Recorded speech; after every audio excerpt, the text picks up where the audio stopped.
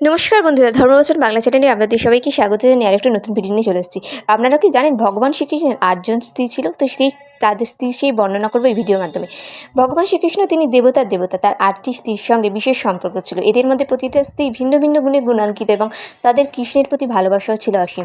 প্রথমেই চলে আসি তার প্রিয় পত্নী রাধা, কৃষ্ণের প্রথম প্রেমিকা, যিনি প্রেমের উৎসর্গতার প্রতীক। দ্বিতীয় হচ্ছে সত্যভামা, শক্তিশালী বুদ্ধিমান, কৃষ্ণের সঙ্গে তার সম্পর্কটি যুদ্ধে প্রেরণা করা। রুক্মিণী, রাজকন্যা, যিনি কৃষ্ণকে তার প্রিয় রূপে বেছে নিয়েছিলেন। জাম্ববতী, শক্তিশালী জাম্বক নামে এক ভাল্লুকের কন্যা ছিলেন, যিনি কৃষ্ণকে সাহায্য করেছিলেন। লাগঞ্জিতা, কৃষ্ণের এক বিশেষ প্রেমিকা, যিনি সাপের ওপর ভ্রমণ করতেন। ভদ্রা, কৃষ্ণের তার আধ্যাত্মিক জীবনে গভীর প্রতীক।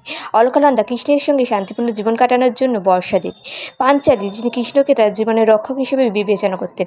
এই ৮ জন স্ত্রী জীবনে বিভিন্ন দিকে প্রকাশ করে। তার প্রতিটি অভিজ্ঞতা ও সম্পর্ক কৃষ্ণকে চারিত্রিকভাবে আরও গভীর করে তোলে। কৃষ্ণের প্রেম, দয়া, যুদ্ধ, শান্তি সব কিছুই অষ্টাচার্য ফুটে উঠেছে।